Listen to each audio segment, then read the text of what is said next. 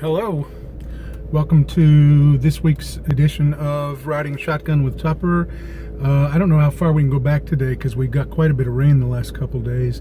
We'll give it a shot. I gotta go buy my farmer's mower up here. He brought it out to mow, I think, waterways and ditches, and then it rained, and so he can't get around there like he would like to right now.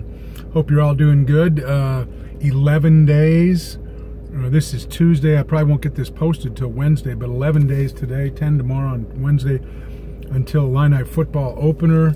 The open public media welcome portion of training camp ended Saturday with a scrimmage at Memorial Stadium. It was interesting. I think Lovey wasn't gonna proclaim a winner to his quarterback race, so we knew that kind of going in, but we also knew that #1 spot had already been decided, with A.J. Bush emerging as the clear winner of the starting job for the September 1 opener against Kent State.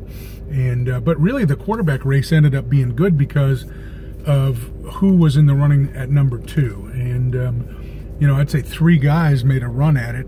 Cam Thomas was probably in the lead at the start, just given the fact that he was the incumbent. He started last year 2 games, was the only one of the 5 scholarship quarterbacks to have ever played quarterback in an Illini uniform. But he really didn't distinguish himself in training camp. I was slightly disappointed at what he was able to show. And then early on, Matt Robinson from California, true freshman, undersized, a lot of moxie with that kid. He really showed well. And then later in camp, the second week, MJ Rivers from Texas really came on and played well. It was like a lot of the lights went on for him, and he started to get it. I will not be surprised if Lovey lists A.J. Bush as #1 and then like 3 guys sharing #2, and we may not know who really is #2 until something happens. And it would be great if nothing happened, if A.J. Bush stayed healthy, and then Lovey could decide who he wants to redshirt, how he wants to do it. We have the new redshirt rule. Who does he want to play? So we'll see how all that shakes out. Coran Taylor was probably last on the list, although at the end of the scrimmage the other day he had a good series and showed some things as well. So that was all interesting stuff. They're just, I think they're going to be better than some people think. Maybe you think they're going to be quite good. I don't know how good. I think clearly they're an improved football team. You got to be. I mean, look at the offensive line. You had 5 guys who didn't know what they were doing and then had to shoulder the burden of that ridiculous flip sides thing that they were doing last year. Now they've knocked that off. You've got, these guys are sophomores. They at least know what college football is about. They look more like a football team across the board. There's more depth. There's not enough depth, but there's more depth than there was a year ago. The keys for them are going to be stay healthy. Like I said, they just don't have enough depth. They can't afford to start losing good people. I think Jamal Milan, who had the knee injury, is going to play. I think he'll miss a few games and then be back out there. They've got to watch the turnover stuff. They've got to force more on defense. They can't be careless with the ball on offense. And then they've got to win some of those games that you kind of look at and go, well, maybe. I mean, I would say starting with South Florida up in Chicago, I would say that Rutgers game, I would say the Purdue game, the Maryland game, the Minnesota game, and then you kind of see where you are, whether or not you'd have a chance in the Iowa game or the Northwestern game down the end of the season.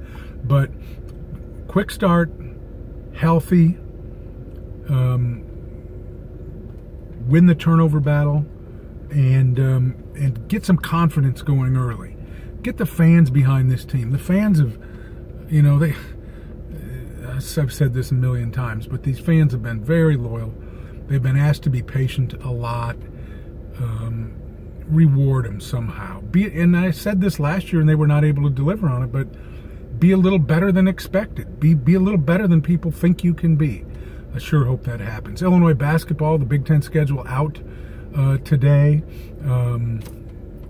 the early, you know how they're doing it now, the two Big Ten games in early December, and then they resume right after the first of the year. December 2nd at Nebraska, December 5th at home against Ohio State, and then they resume. Then they play some non-conference games. Then they resume conference play January 3rd at Indiana. So we will see how that goes. Last year it made a difference in the way the whole thing played out, that they were in both those games, should have won, could have won both those games against Northwestern and Maryland, and lost them both. And I'm going to try to turn around here before I get into any gook. Maybe I ought to just go for it. No. So, we'll see how that goes. There's still a long ways to go there. We'll let you know if by the next time we talk, maybe Samba Kane will be in town, and we can give you a little report on something like that. I think I'm going to try to go to Lovey's Monday press luncheon things. Those are probably the most productive day of the week for information, because Lovey's there, because both coordinators are there, and because there's usually like about 4 players there. So you can really get a pretty good feel for what people are thinking, how they're feeling, and so forth. We don't get the coordinators on game day, which is still very disappointing. So I think I'm going to try to go over next Monday and maybe get a little fresh information, hear what people have to say, how practice is, health update, whether Lovey, they should issue their depth chart that day, see what it says at various positions and so forth. The only other basketball thing, Terrence Shannon committed to DePaul and then has apparently decommitted already. I mean, does that mean Illinois can get back in on him? I suppose. It just bothers me. What part of the word commit do players not understand? I know how it feels to have it happen to Illinois. I know how Illinois fans feel about that. You shouldn't, in my opinion, rejoice when it happens to someone else. It's just, if you're not ready to make a commitment, don't commit. And you must not have been ready if you committed, and then a week later you say, no, I don't think I'm that committed. So, I don't know. It bothers me. We'll see if they get back in on him and where all that leads to. And then you'll have to decide how much his commitment makes if you're the next school that gets it. Must not mean very much. That's all I can say. Thanks for riding along, and appreciate it. Sorry that we didn't get to do a more colorful drive. I didn't even get to pick you any corn this week. But we'll be back at it next week, and I appreciate you, and we'll talk soon. Bye-bye.